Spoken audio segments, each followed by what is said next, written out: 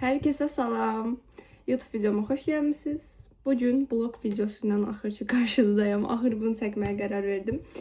Əvvəl özümü tanıdım. Mən Zema 2-ci qrup şagirdi idim. Artıq bir tələbəyəm, nək tələbəsiyəm və burada sizə öz yaşadıqlarımı bloqa hazırlaşarkən və s. bunlardan danışmaq istəyirəm. Necə hazırlaşdım, necə bal topladım. 36.7 bal toplamışam bu arada. Və necə topladığımı danışmaq istəyirəm. Birinci, ikinci qrup haqqında danışım. İkinci qrupda bildiyiniz üzrə blok fənləri riyaziyyat, coğrafiya və tarixdir. Və əsas dərsi riyaziyyatdır ki, ümumilikdə blokda 150 bal, amma buraxılışla bir yerdə 250 bal sizə verir. Və ona görə riyaziyyatdan başlamaq istəyirəm. Çünki riyaziyyat çox mühüm rol oynayır həqiqətən ikinci qrupda. Yəni, keçən dəfə buraxılış videomda da demişdim, riyaziyyata biraz önəm verin, amma bəzən yanlış anlaşılır. Necə ki, deyirlər ki, ikinci qrupun əsas dərsi riyaziyyat deyil, hökman deyil, o biri fənlərə daha çox üstünlük veririk. Təbii ki, öz seçiminizdir, amma 250 bal çölə atılır orada, 450 bal qalır qırağa. Yəni, digər bütün buraxılış və bloku birləşdirəndə. Və bu, böyle bir riskdir məncə. Yəni, 450 balını da yığmaq qeyri-mümkündür, sadəcə riyaziyyatı qırağa qoyanda. Ona görə riyaziyyat əsasdır. Məncə riyaziyyatı ikinci qrupsunuzsa, ya da ki, birinci qrupsunuzsa, riyaziyyata çox mühüm önəm verin, çünki çox vacibdir. Riyaziyyatdan 135 bal toplamışam blokda. Buraxılışda isə 91 bal toplamışdım. Və necə topladığımdan danışım. Mənim riyaziyyatım zəif olmayıb heç bir zaman. Yəni, birinci sinifdən bu yana qədər mən riyaziyyata öyrənmişəm ki, hələ də ən sevdiyim fən riyaziyyatdır. Çox sevirəm, həddindən artıq çox sevirəm.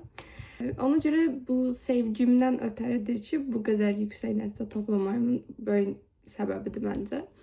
Birincisi, hər arada repetitor yanına gedirsiniz. Yəni, mən belə fikirləşirəm. Yaxud da ki, müəllimlə hazırlaşırsınız, yaxud da ki, evdə özünüz hazırlaşırsınız, bilmirəm. Yəni, mən repetitor yanına getmişəm.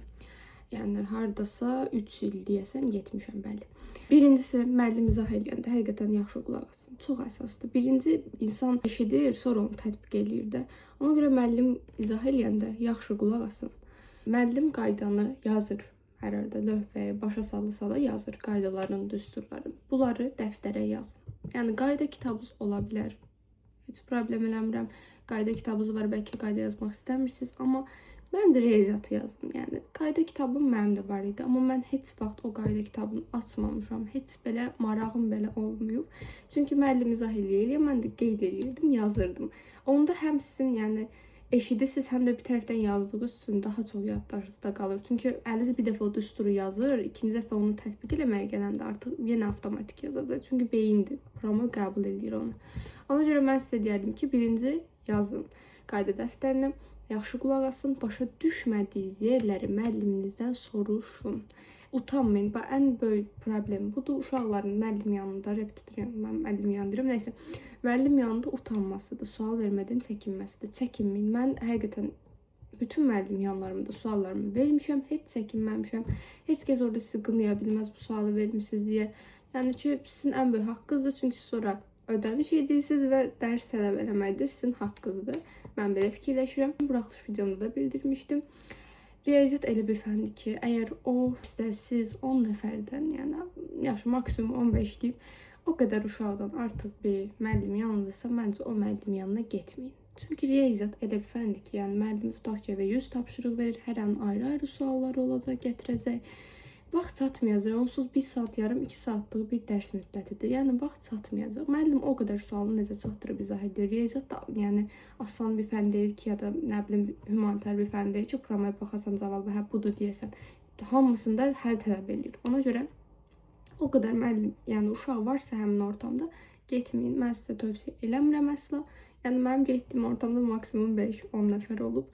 Yəni, onu belə görməmişəm, belə sizə deyim. Yəni, 3-5 bu aralıqda məncə daha faydalı olur belə olması.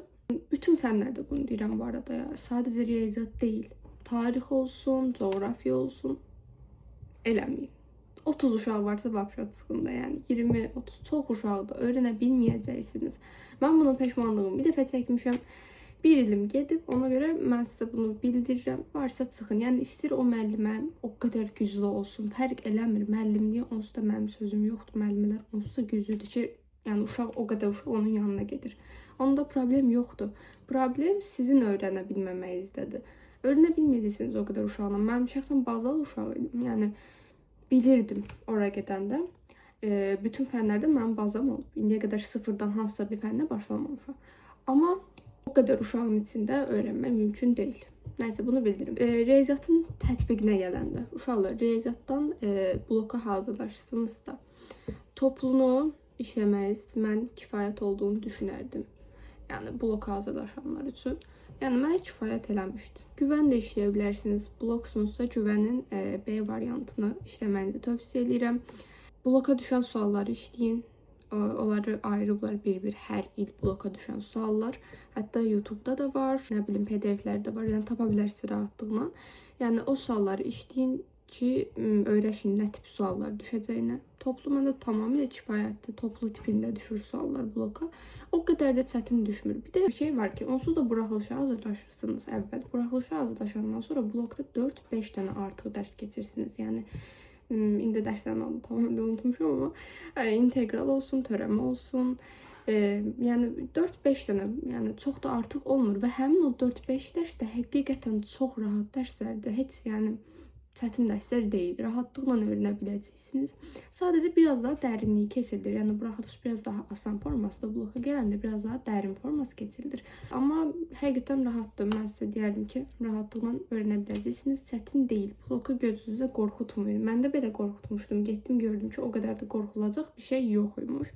Yəni 28 dən yazmışam blokda. Yəni bu qədər də qorxulacaq bir şey yoxdur. Çox rahatdır. Buraxılış tipində suallarla da qarşılaşacaqsınız. Bir-iki dənə də orada 2 dənə deyil. Bağışlayın. Biraz da əlavə olaraq blokun təzə mövzuları var ki, onlarla qarşılaşacaqsınız. Belə də bir şey olmayacaq. Mən bir də nə edirdim? Buraxılışda demişəm. Gedib buraxılış videomda baxa bilərsiniz. Çünki orada da riyaziyyat haqqında tövsiyələr vermişəm. Mən deməli qaydanı yazdım, qaydanı qoyurdum. Yəni qayda kitabını öyrənib sonra başlamırdım. Qaydanı yazdırdım, qoydum qabağıma dəftər, düsturlarını falan hamını görürəm oradan. Baxa-baxa yazırdım. Düstura baxırdım, sual işlədim. Düstura baxırdım, sual işlədim. Və belə işte o düstur mənim beynimə həkk olurdu. Mən onu əzbərləyirdim. Yəni ki, oturum qayda öyrənim, sonra keçim buna. Mən belə insan deyildim. Onsuz toplumun birinci yaxud da ki, hansı test kitabı dəyirsinizsə işləyin. Siz əvvəl asan suallar olacaq. Adi düstur qoyacaqsınız, tapacaqsınız. Biraz sonra çətinləşməyə başlayacaq. Artıq onsuz da o düsturu əzbərlədiyiniz üçün rahatlıqla sualları işləyə biləcəksiniz. Heç bir sualda saxlamayın uşaqlar. Yəni nə sualınız olsa gedib göstərin səhvlərinizin üstündə. Heç nə olmaz, bu sual düşməz. Düşünməyin, belə şey yoxdur. O sual indi gəlib qabağınıza çıxacaq. Ona görə bütün səhvlərinizə bir-bir baxın. Həmçinin də suallarınızı müəllimlərinizə verin. Utanmayın. 100 dənə də sualınız olsa 100-ünü də verin. Sizin haqqınızdır bu. Gedin verin, cavabını öyrənin. Keçirəm coğrafiyaya. Uşaqlar, coğrafiya. Mən coğrafiyaya bu il, yəni keçən də getmişəm, amma sırf bu il hazırlaşmışam. Yəni 8-9 ayda, belə deyim ki, avqustdan mayda imtahan verdik. 26 düz yazdım. Yəni bəlkə də daha çox da ola bilərdi. Amma mənə qane elədi şəxsən. Yəni o qədər müddətdə bu qədər nəticə. Ümumilikdə isə 115 bal verdi. Coğrafiya xəritədir. Yəni bunu kimdən soruşsunuzsa soruşun. Xəritəni bilməlisiniz. Mən nə edərdim? Mən dünyanın siyasi fiziki xəritəsini, həm Azərbaycan siyasi fiziki xəritəsini almışdım. Evin divarlarına asmışdım.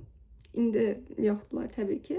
Evin divarlarına asmışdım. Əgər divara asmaya qoymursan ailəniz, götürün, nə bilim, yerə sərin, nə bilim, dərs açanda falan açın, baxın. Yəni, məsələn, tutaq ki, adalar öyrənirsiniz. O adaların yerini bir-bir xəritədə axtarın. Heç mən bəlkə 3 saatım gedirdi onları axtarmaq. Çünki gözünüz axtarır, tapa bilmirsiniz. Bəzilərini adları olmur, Google-da araşdırırdım. Yəni, bunu siz özünüz axtaranda yaddaşınıza həkk olacaq və bir də onun yerini unutmayacaqsınız. Həqiqətən belədir. Coğrafiya bir də 50 bal verir və elə bir həm fəndir ki, həm texniki, həm də ki, humanitar fəndir. Yəni, ikisini də sizdən tələb edir bu fən. Həm orada məsələ həll edirsiniz, həm də ki, belə sadəcə öyrənirsiniz. Orada sual görəndə yazırsınız. Yəni, ikisi də var bu fəndə. Və coğrafiyadan güvəndən öyrənirdik. Və sizə ən gözəl bir kitab deyəcəm. Cəlil Şirəliyevin xəritə kitabıdır. Çox qəşəngdir. Yəni, bütün mövzuların xəritəsini orada tapa bilərsiniz. Azərbaycan çayları görürlər, dünyanın çayları görürlər. Bir-bir ayırıb. Yəni, bütün hər şeyi ayırıb, çox rahat da bura qoyum şəklini. bu kitab. Yəni müsibətdir də. Yəni bu sadəcə bu kitabı 125 səhifədən ibarətdir. Bu kitabı sadəcə nə bilim 2 dəfə belə qutarsanız imtahanda nəticə toplaya biləcəksiniz. Çünki çox rahatdır. Hər şey rahatlıqla tapa bilərsiniz. Yəni xəritədə onu axtarmağa, yorulmağınıza ehtiyac qalmır. Prosta mən sizə axtarın daha rahat olar mənasında demişdim. Yəni beyninizə daha yaxşı hər şey olsun deyə. Gərək coğrafiyadan toplayaq. Uşaqlar, mən birinci hissəni işlədim. Yarı-yarımçıq. İkinci hissədə artıq, yəni bəlkə də maksimum 2-3 dərs işləmişəmdir. İşləmədim. Coğrafiyanın toplusu bilmirəm, yəni mən o qədər də tövsiyə görmürəm. Yəni onu işləyənə halaldır deyirəm, mənlik deyildi. Həqiqətən bilmirəm, mənə sualları çox mənasız gəlirdi. Ondansa illər boyu baxın sizə nə bilim 2016-dan deyirəm. Bu ilə qədər düşən bütün blok suallarını işləyin. Bütün sınaq olsun. Nə bilim dim olsun, hər bir şeyin işləyin. Bunu işləyin, məncə polunu bəs eləyəcəkdir, yəni. Mən sadəcə onları elədim, yəni toplumun bir xeyrini görmədim uşaqlar. Belə deyim, mən toplumdan bir xeyir görmədim. Nə bilim, işlə də bilmirdim, müəllim elə deyirdi ki, Cəma, işlə, gətir, mən işləmirdim. Çünki mənlik deyildi, toplum mənlik deyildi. Bütün fənlərdə toplunu tövsiyə eləyirəm, coğrafiyada eləmirəm. Ya da gedib eləyirəm, təbii ki. Yəni yanlış anlaşılmasın. Toplunu işləsiniz, gedib imtahanda nəticə göstərəcəksiniz. Prosta mən onu deyərdim ki, siz blok suallarını işləyib daha yaxşı olar. Coğrafiya məsələləri. Mənə məsələlər çox rahat gəlirdi. Nə yalan deyim, yəni mən heç çətinlik çəkməmişəm məsələlərdə. Çox da belə bir şey deyil. Tənasübü bilsəniz, yəni hesab kitab bilsəniz çox rahatlıqla hesablaya biləcəksiniz. Bir də coğrafiyanın opsiyonu var ki, əcaib rəqəmlər alırsınız. Çox əvvəlcə rəqəmlər alınır cavabda. Bunu sevmirdim. Yəni rahat rəqəmlər qala-qala nə bilim neçə tam belə uzun bir rəqəm də ala bilirsiniz. Yəni qorxmayın, coğrafiyanın özəyi budur. Belə şeylər ala bilərsiniz. Məsələlərdəki yəni o qədər çox işləyin. Polunu öyrənəcəksiniz, çox işləyin sadəcə. Yəni tətbiqdir də uşaqlar. Nə qədər baxın coğrafiyası olsun, riyaziyyat olsun, nə tarix olsun. Bunlar tətbiqdir. Oturun sadəcə işləyin. Yəni boş buraxmayın özünüzü, nə bilim. Bir də şeyi tövsiyə edirəm. Deyim 20 sınav var, hər il çıxardır. Onu işləyin. Mən onu da işlədim. Onu da çox yerin görürsünüz. Həqiqətən, yəni o sualı iminli şeydə qarşılaşa bilərsiniz. Həm sınav imtahanında da qarşılaşa bilərsiniz. Həmçinin özündə də, yəni blok suallarında da qarşılaşa bilərsiniz. Tam onu işləyin. Riyaziyyatda da işləyin, coğrafiyada da işləyin, tarixdə də işləyin. Hamında da işləyin onu. Gəldik tarixə. Tarix 100 bal verir. Yəni bunu hər kəs bilir onsuz da. Tarixdə siz məsələn dərsi öyrəndiniz. Problem yoxdur orada. Amma siz o bir dərs keçəndə artıq əvvəlki dərsi bəlkə də unutmusunuz. Ona görə tarix təkrardır. Tarixi sadəcə təkrar eləyərək öyrənə bilərsiniz. Yəni ki, mən necə eləyərdim tarixi? Tarixi belə bir ki, müəllim izah eləyərdi onsuz da dərsdə. Prosta mən dərsi öyrənməyə başlayanda yenə də YouTube-dan bir izah videosu açardım. Bilgə Bili Yurdu, bir də Sitarə Müzəffər. Məncə çox qəşəng tarix müəllimləridir. Onları tövsiyə edirəm ki, yəni baxmaq istəyirsinizsə onlara baxa bilərsiniz. Qulaq eşitdikcə o dərsi öyrənmək daha rahat olur. Mən əvvəllər birinci başlayanda tarixə 10-cu sinifdə başlamışam. Bölərdim də orada abzas deyil də hissə bölünüb onsuz da analiz səhvdən öyrənirsinizsə. Mən analiz səhvdən öyrənmişəm. Yəni orada bölünüb hamı. Oradan bir-bir götürərdim və hissə oxuyardım, özümə danışardım ki, özünüzə danışmaq çox əsaslı. Sanki qabağınızda biri varmış kimi, ona başa salırmış kimi danışın. Özünüzə danışın da, yəni boş oxudum, hə yadımda qaldı deyə bir şey yoxdur uşaqlar. Yadda qalmış sizə elə gəlir, amma biraz keçsə sonra görürsünüz ki, unutmuşsunuz. Ona görə özünüzə danışın. Özünüzə danışanda çünki səsli eşidirsiniz, səsli danışın. Dərsləri səsli oxuyun. İçinizdə oxumayın, çünki içdə beyində danışır. Siz də içinizdə oxuyursunuz, belə aləm qarışır. Səsli oxuyun, ona odaqlanın sadəcə. Mən qulaq asardım dərsə, sonra oturardım, dərsi oxuyardım. Özümə danışardım və dərsi öyrənərdim. Müəllim yanına gedirsiniz, orada da dərs danışırsınız, nə bilim uşaqlar danışır, o qədər eşidirsiniz artıq. Eşidə o beyinə həkk olur da, istər-istəməz bir sözün də səhv eşitsin, o qədər də əzbərləyərsən. Amma təkrar eləyin uşaqlar. Tutaq ki, gəlmişsiniz yeni dövrü, açın qədim dövrü təkrar eləyin. Yəni çox götürün, nə bilim, asan dərsləri çox götürün də, məsələn, qədim dövr, rahat dövr götürün onu. Mən sevmədiyim dövr müasir dövrdür uşaqlar. Yəni 1900 müasir dövrdən sayılmasa da 1900 və 2000-ci illəri xoşlanmırdım. Çünki nə bilim, daha çətin gəlirdi. Qədim, orta dövrü daha çox bəyənirdim. Mənim öz şəxsi fikrimdə daha rahat gəlirdi mənə. Ona görə mən həmişə müasir dövrdə nəzər çəkmişəm. Yəni mən o hadisəni yaşasam da müasir dövrdə mənim üçün daha çətin gəlirdi. Təkrar eləyin. Həmçinin toplumda işləyin. Yəni toplum kifayət eləyəcək. Həmçinin Ana Risayevin öz test kitabı var. Onu da işləyin. Orada elə ki, hər cümləyə sual qoyub. Bu iki Tarix suallarından sonra da onsuz da hər cümləyə sual qoymasını işləməyiniz daha çox münasibdir. Yəni bu gün tarix suallarını mən şok yaşadım. Çünki mən illər boyu bloka düşən sualları işləmişəm. Yəni çox rahat idi. Tarix heç bu qədər çətin salınmamışdı. Mən də tarixim güclü olalı o qədər də böyük nəticə göstərmədim. Amma o sualları görəndə mən özüm də imtahanda o stresslə bir şok yaşadım. Tarixdə yazıb öyrənənlər var. Mən yazıb öyrənənlərdən deyildim uşaqlar. Onsuz da Anna Risayevdə hər şey onsuz da əsaslı da. Yəni nə yazırsınız, illər yazırsınız. Məncə çox da belə əhəmiyyəti yoxdur da onun. Elə oturun, kitabı oxuyun, öyrənin. Həmçinin konspektlər var, təkrar edəndə onlardan istifadə edirdim. Satılır, bu satışda da var. Yaxud ki, yəni bir yerdə görsəniz ala da bilərsiniz.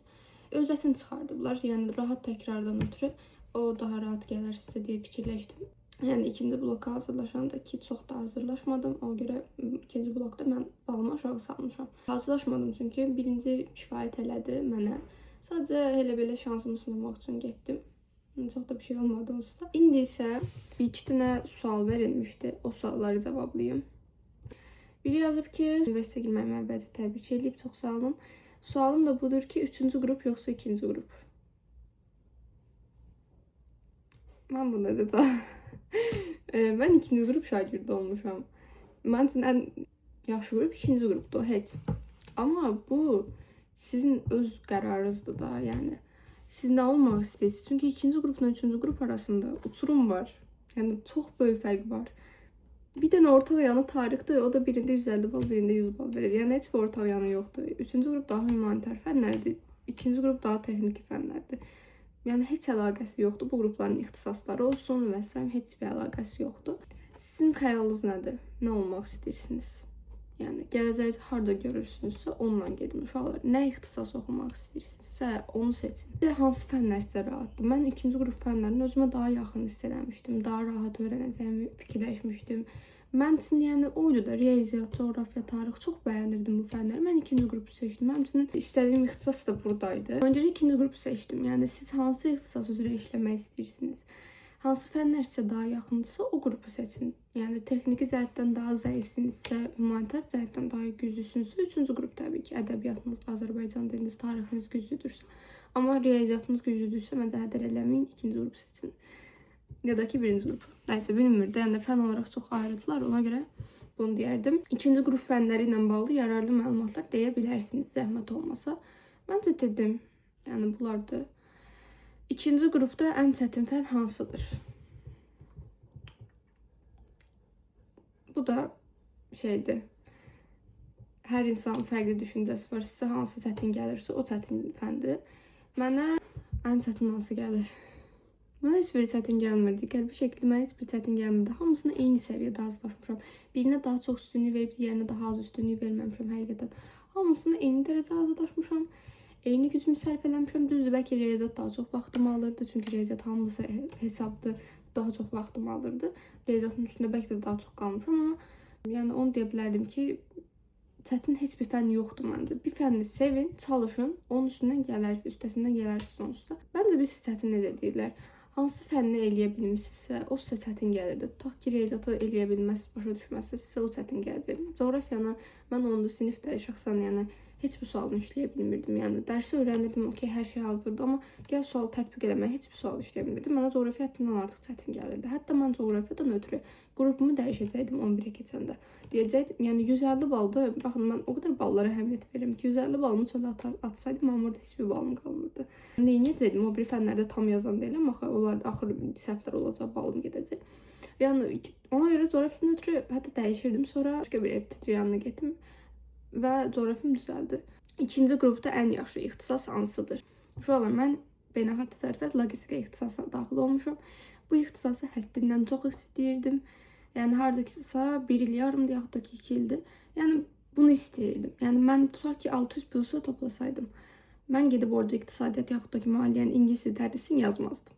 Mənim istədiyim logistikanın ingilis tədrisi idi və bunu da yazdım. O qədər xoşbəxtliklə cavablar çıxdı, videomu böyük ehtimal izləmişsiniz. Yəni xoşbəxtliyim hiss olunur. Məndən olsa bir ixtisas yazardım, orada dayandırardım. Prosta bir balım keçənlə nisbətən çatmadığı üçün riski atmadım birdən ballar qalxar deyə. İkincini yazmaqda o qədər qərarsız idim. Allahım, hər kəsdən soruşurdum. Maliyyə yazım, iqtisadiyyat yazım. nə bilim Xəzər yazım, Yunek yazım. Yəni çox qərarsızdım. İkinciyə düşsəm bu qədər sevinməzdim. Mən özümü orada görürdüm. Sizə hansı ixtisas daha yaxın gəlir, doğma gəlir, onu seçin. Nə bilim özünüzü harda görürsünüzsə onu seçin. Yəni çünki ikinci qrup elə bir qrupdur ki, orada çox ixtisas, vacib ixtisaslardır. Yəni hər türlü işdə tapa bilərsiniz. Yəni gəl başa Onsuz universitet. Keçən videomdan sonra o qədər əsəbləşdim. Onsuz iş tapa bilməyəcəksən, kassir olacaqsan, nə mənası. Yəni təzə universitetə girmiş bir insanlara bu cümlənin qurulması nə dərəcə düzgündür də, yəni. İş tapanlar var. Ona görə heç kimin fikrinə əhəmiyyət verməyin. Siz özünüzü harda görürsünüzsə o ixtisası seçin. Balınızı yığın. Ya da ki, hədəfi o qoyun. Tutaq ki, nə bilim, maliyyə ingiliscə tədris istəyirsiniz. Bu il 605 bal idi deyəsən. Yəni hədəfinizi qoyun 605-dir bu ilin balı. Siz ondan daha yüksək toplamalısınız ki, daha rahat girəsiniz o ixtisasa. Yəni ixtisas seçin, hədəfinizi qoyun, onu yığın. İndi bloka hazırlaşma serüvenimdən danışım. Uşaqlar, birincisi gecə insansınız yoxsa gündüz insansınız? Bunu bir tapın. Yəni gecə dərs oxuyursunuz yoxsa gündüz sizə öyrənmək daha rahat gəlir? Mən gecə insan idim uşaqlar. Yəni saat 11-12 olurdu, zaman başlayırdı dərs oxumaya, saat 3-ə, 4-ə, 5-ə qədər hətta olurdu. Təbii ki, bunu tövsiyə eləmərəm, çünki məktəbə gedirsiniz, bir tərəfdən yaxud da repetitor yanına gedirsiniz, yuxusuz qalırsınız. Mən 2-3 saatlıq yuxu ilə 3-4 dənə müəllim yanına gedirdim. Yəni çox tövsiyə edəcəyim bir şey deyil. Amma mən o insan idim. Yəni bunu qınamaq da olmaz. Mənə gecə oxumaq daha rahat gəlirdi. Çünki mən onsuz da gündüz məktəbdə idim. Gün orta repetitor yanına get. Saat 6-da evə gəlirdim, yaxud da ki 8-də evə gəlirdim. Ondan sonra da yatırdım. Yatırdım saat 10-11-ə kimi. Yəni istirahət edirdim, telefona baxırdım. Nə bilim də, yəni mən telefonuma baxmışam, əyləmişəm, tozmuşam. Belə insan olmuşam da oturum, neçə saat dərs oxuyum, belə insan olmuşam. Yəni oxumuşam dərsimi. Prosta sırf dərsə fokuslayan insan deyildim. Gəlirdim, sonra başlayırdım. Yəni istirahət edirdim, sonra dərsə başlayırdım. Mən gecə insan idim. Bəlkə də elələri var ki, gecəni rahat yatır, səhər sübh tezdən durur, oturur, dərslərini edir. Mən o insan olmadığım üçün, yəni bunun nə olduğunu da bilmirəm. Amma belə insanları çox xoşlayırdım. Yəni səhər tezdən durur. Mən əsla dura bilmirdim. Ona görə mənim ailəm mənə heç bir zaman dərs oxuyan yerdə görməyib. Mən ancaq müəllim yanında görə bilər bir yerdə. Anama görə mən bütün günü yatmışam, telefonda olmuşam. Amma anaya deyirdim ki, yaşlamama, nəticəmdən göstərərəm də. Yəni yatmışam yoxsa dərs oxumuşam deyə. Çünki onlar yatırırlar, mənim dərs oxuduğumu burada görmürlər. Mən neçə saat burada dərs oxuyurdum. Əsla xəbərlər olmurdu. Və işin o tərəfi uşaqlar, mən özümü göstərmək üçün mənim heç bir şeyim yoxdur. Özümü sübut edeyim, göstərim. Belə bir xasiyyətim yoxdur. Mən özümü göstərmək üçün gedib ananın qabağında dərs də eləyə bilərdim. Nə bilim, gündüz də eləyə bilərdim. Polnu vaxtım vardı, özümü göstərərəm ki, nə ağıllı qızam, dərs oxuyuram. Bunu da eləməmişəm uşaqlar. Sizə nə rahatdırsa onu eləyin. Heç kəsin fikrinə əhəmiyyət verməyin. Dərs oxumusan deyəcəklər. Heç nə bilmirsən deyəcəklər. Yığa bilməyəcəksən deyəcəklər. Çox şey deyəcəklər. Amma heç birinə əhəmiyyət verməyin. Siz sadəcə öz gələcəyinizə fokuslanın. Dərsinizi oxuyun. Nəticənizi göstərəcəksiniz onsuz da. Çünki ən böyük şey nəticə göstərməklə bilinir. Həqiqətən deyirəm. Yəni mən nə bilim kinolara baxmışam. Yəni bütün türk kinolar, xarici kinolara, yəni heç nə saxlamamışam. Hamısına bir-bir baxmışam. Yəni bütün təzə televizorda verən hamısına da, yəni mən bunun müəllim yanına gedəndə baxmışam. Hətta dedim 11-ə keçəcəyim və baxmıram falan. Bir də gördüm özüm oturub baxıram. Yəni sayıram bir azda 5 dənə kinoya baxırdım. Hər günüm dolu idi. Vaxt olurdu. Yəni mən vaxt tapırdım, bilmirəm. Mənə bəs edirdi, kifayət edirdi. Və ona görə mənim kinolara baxmağım insanlar tərəfindən qeyri-adi qarşılanırdı ki, bu qız kinoya baxır, necə dərs oxuyur. Bu qız nəticə göstərməyəcək falan deyirdilər. Amma nəticəmi göstərdim. Həmin insanlar da yəni gördülər ki, kinoya baxmayla, gəzməklə bunlar ölçülmür. Mən sizə demirəm, oturun baxın. Bu mənə ilə demədim. Dərs oxumayın. Mən hamını eləyirdim uşaqlar. Mən dərsimdə oxumuşam, nə bilim gəzməyimdə eləmişəm. Kinoma da baxmışam, telefonuma da baxmışam, dostlarımla danışmışam. Hər bir şey eləmişəm. Mən çatdırırdım. Şöyle çatdırırdım. Əgər çatdıra bilmirsinizsə, təbii ki, oturun əvvəl dərsinizə. Kino heç bir önəmi yoxdur. Kino da verir orada. Heç nə bilim, illər sonra da baxa bilirsiniz ona. Ona görə boş verin, dərs oxuyun. Baxın, 2 dəqiqə şeyəm. Neyim ha? Sonra insanlar tərəfindən yanlış anlaşılırım. Videomu izlədiyiniz üçün təşəkkür edirəm. Burada çəkdiyim son videom idi. Ona görə biraz belə duyğusalam. Çünki artıq bu həftə sonu demək olar ki, Bakıya gedirəm. yeni bir həyat, yeni bir ortam başlayır mənim üçün. Universitetin ilk günü üçün də vlog çəkməyi fikirləşirəm. İnşallah çəkə bilərəm, nə olar çəkə bilim. Paylaşacağım onda. İzləmədə qalın. Bir də abunə olun. Videomun izləyici sayısı çoxdur, amma abunə yoxdur. Niyə abunə olmusunuz? Abunə də olun, bəyənin, yorum yazın. Hamına bir cavab verirəm bu arada. Hər kəsə cavab verirəm əlimdən gəldiyincə. Aşağıda da həqiqətən yenə suallarınız varsa bu qrupla yaxud da ki dərslərlə bağlı yenə də bildirin, çünki burada heç bir qeydiyyat aparmamışam. Belə axışına danışıram mən belə içinə biraz. Nəyisə unutmuşamsa aşağıda bildirin, mən sizə yəni uzun şəkildə cavablayacağam. Narahat olmayın. Təşəkkür edirəm videomu izlədiyiniz üçün. Öpürəm. Çox sağ olun.